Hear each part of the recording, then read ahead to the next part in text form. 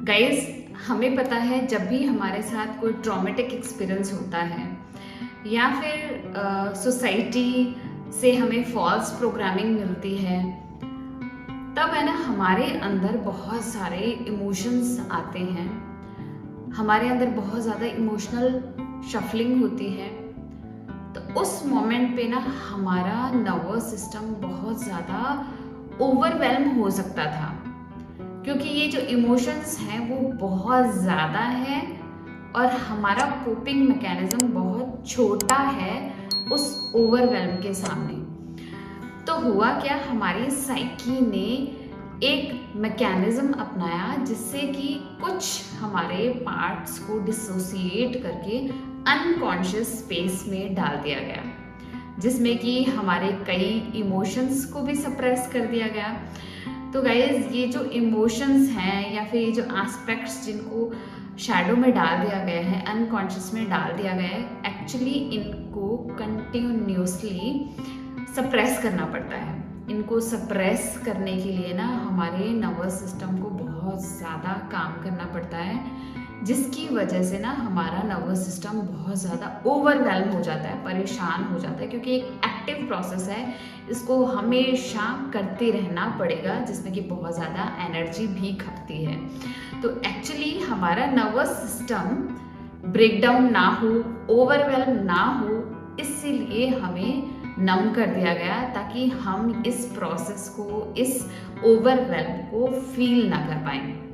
तो गैस, हमारा nervous system एक तरीके से नम हो गया और हम अपनी फीलिंग्स को फील नहीं कर पा रहे हैं। तो अगर हम चाहते हैं ना हम हमारी फीलिंग्स को वापस से फील कर पाए, तो हमें हमारे नर्वस सिस्टम को ये बताना पड़ेगा कि अब हम वो छोटे बच्चे नहीं हैं, कि हमारे पास इतनी कैपेबिलिटी नहीं है कि हम उसको कोप ना कर पाएं।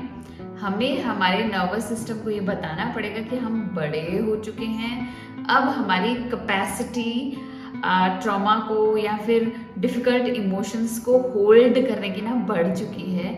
ऑब्वियसली डिफरेंट टाइप के एक्सपीरियंस लेकर हमारी जो ग्रोथ हुई है ना, इससे हमारा ये कंटेनर भी बढ़ चुका है, अब हम ज़्यादा कोप कर सकते हैं। तो हम कैसे बताएं हमारे नर्वस सिस्टम को कि हम अब सेफ स्पेस पर हैं जहाँ पर हम अब कोप कर सकते हैं। तो इसके लिए ना कुछ प्रोसेस के स्टेप्स मैं आपके साथ आज शेयर करना चाहती हूँ, जिससे आपको हेल्प मिलेगी कि कैसे हम है ना हमारे इमोशंस को फील कर सकते हैं, एक्नॉलेज कर सकते हैं, और ये जो नमनेस की जो प्रॉब्लम हमारे साथ चल रही है ना, इसके साथ हम डील कर सकते हैं।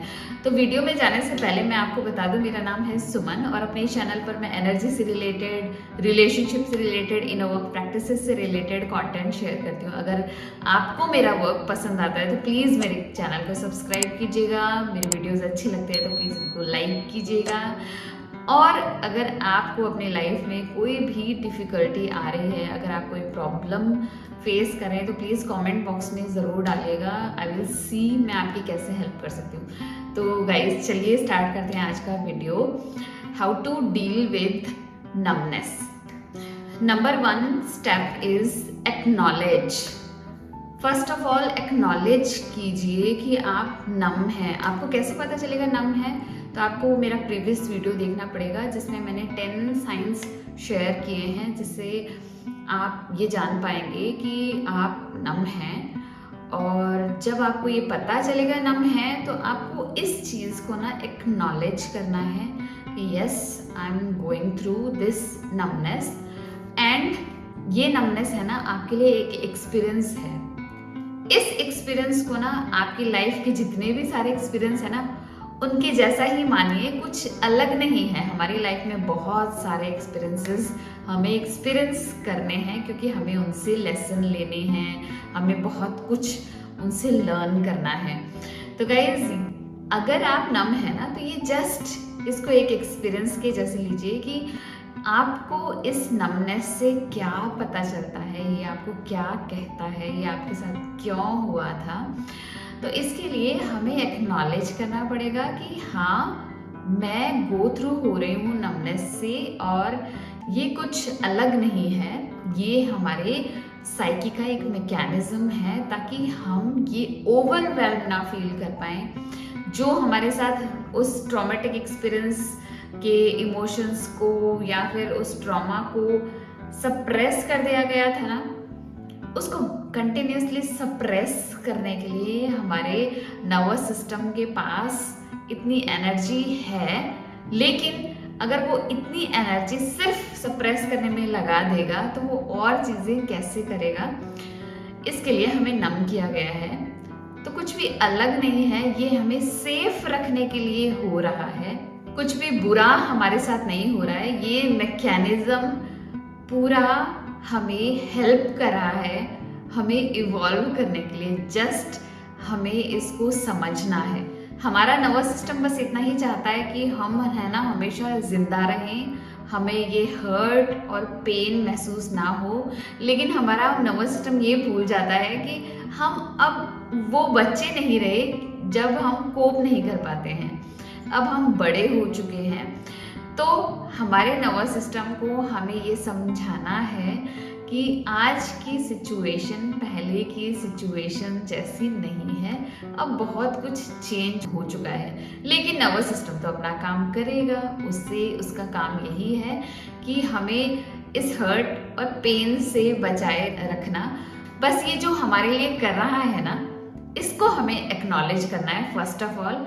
ये जो भी हमें सर्व कर रहा है, जो भी हमें सेफ्टी प्रोवाइड कर रहा है, जैसे भी हमें गार्ड कर रहा है, एक्चुअली हमारे लिए कर रहा है। तो हमें इस चीज़ को एक्नॉलेज करना है कि ऐसा क्यों कर रहा है और इसका क्या बेनिफिट है एक्चुअली। नंबर 2, एक्नॉलेज करने के बाद है ना, हमें हमारे नर्वस सिस्टम को थैंक यू ज़रूर कहना है। क्योंकि अगर ये मैकेनिज्म नहीं होता ना तो हम कब के क्रैश हो चुके होते। गाइज, अगर आपने नोटिस किया हो तो बहुत सारे लोगों के साथ जब ट्रॉमेटिक एक्सपीरियंस होता है ना, और अगर वो कोप नहीं कर पाते हैं, या तो उनको डिप्रेशन हो जाता है या फिर उनको एंजाइटी अटैक्स आने लग जाते हैं। इस टाइप की ना बहुत प्रॉब्लमेटिक सिचुएशन से उनको गो थ्रू होना पड़ रहा है। अगर आप इन सिचुएशन से गो थ्रू नहीं हो रहे हैं तो guys you are very lucky. That's why I told you ना कि आपको थैंकफुल होना चाहिए आपके नर्वस सिस्टम के लिए कि उन्होंने आपको अभी तक बचाए रखा। Number 3, do not force yourself to feel anything. Guys, actually हम इस प्रॉब्लम को ओवरकम करने के लिए ना बहुत ओवर करने लग जाते हैं कि यार मुझे क्यों नहीं फील हो रहा और मुझे भी फील होना चाहिए, क्योंकि दूसरे फील कर पा रहे हैं, दूसरे इमोशंस को समझ पा रहे हैं, अपनी लाइफ को बहुत ज़्यादा इंजॉय कर पा रहे हैं, तो मैं क्यों नहीं कर पा रही। मुझे भी करना है, या फिर मुझे भी उनके जैसा एक्सपीरियंस करना है अपनी लाइफ को। तो एक्चुअली अगर हम फोर्सफुली कुछ फील करना चाहेंगे ना, तो हमारे नर्वस सिस्टम को पता है क्या लगेगा। उनको ये लगेगा कि हम जानबूझ के उनको पकड़ना चाह रहे हैं, उनसे जानबूझ के कोई काम करवाना चाह रहे हैं। इट्स लाइक कि छोटे बच्चे से हम कभी भी जानबूझ के कुछ करवा सकते हैं? नहीं ना। ऐसा ही हमारे नर्वस सिस्टम के साथ है।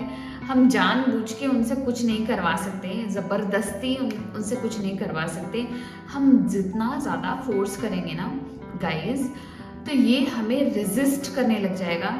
ये कभी भी हमें अपॉर्चुनिटी नहीं देगा फील करने के लिए। इसलिए हमें अगर ये रेजिस्टेंस ख़त्म करना है, ये जो वॉल हमारे साइकी ने क्रिएट कर रखा है, ये नर्वस सिस्टम ने क्रिएट कर रखा है कि जिससे हम नम हो चुके हैं, अगर हम चाहते हैं ना ये वॉल धीरे धीरे डाइल्यूट हो जाए, तो हमें ये समझना पड़ेगा कि हमें इसको फोर्स नहीं करना है।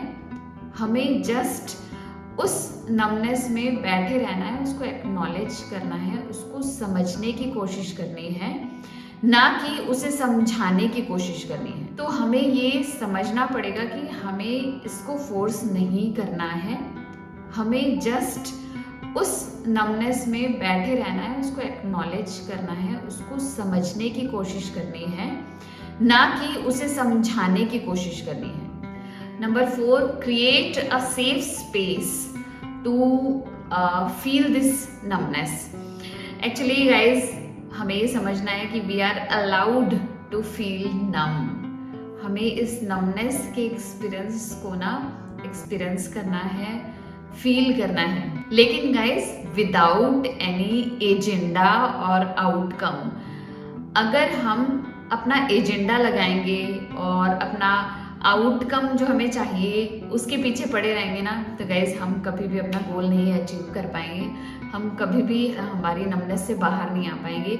क्योंकि हम जितना ज़्यादा अपना एजेंडा पुट करेंगे उतना ज़्यादा है ना ये नर्वस सिस्टम आपको एक्चुअली रेजिस्ट करने लग जाएगा, ये आपके साइड में कभी नहीं आएगा।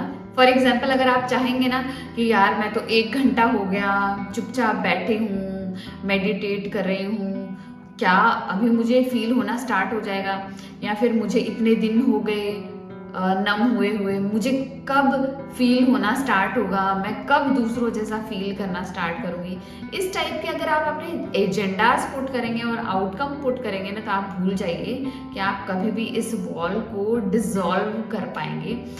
कभी भी ऐसा तो इंसानों के साथ भी होता है ना गाइस, अगर हम किसी से कुछ करवाना चाहते हैं ना, तो फर्स्ट ऑफ ऑल हमें उन्हें पटाना पड़ेगा।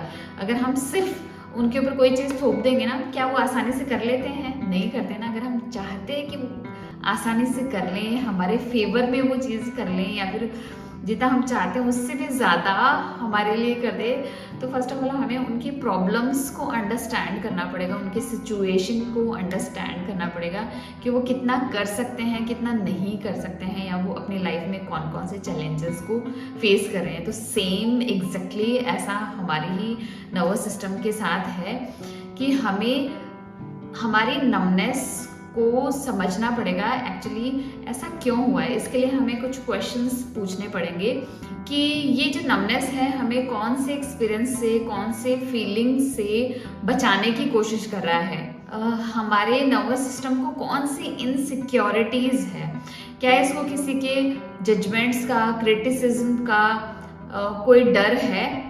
अगर डर है तो ऐसा क्यों है, या फिर ऐसा कौन सा पास्ट एक्सपीरियंस है जो कि बहुत हर्टफुल था, पेनफुल था, मे बी उसकी वजह से ये नमनेस वाली प्रॉब्लम आई हो।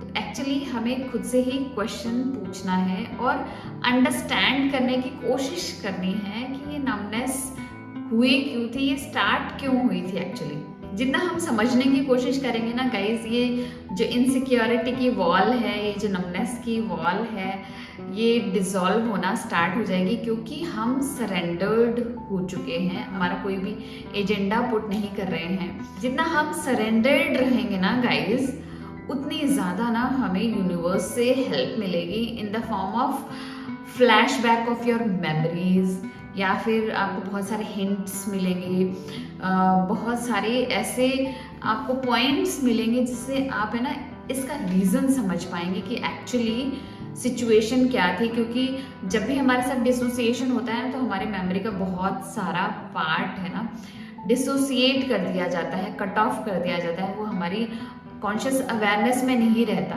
लेकिन हमें दिया जाता है वापस यही पार्ट जब हम तैयार होते हैं, जब हम सरेंडर्ड होते हैं। जब हम सरेंडर्ड होते हैं ना, तब हमारे इस नर्वस सिस्टम को पता चलता है कि इसकी कोपिंग कैपेबिलिटी बढ़ चुकी है, इसका कंटेनर एक्सपैंड हो चुका है, she is ready now to heal.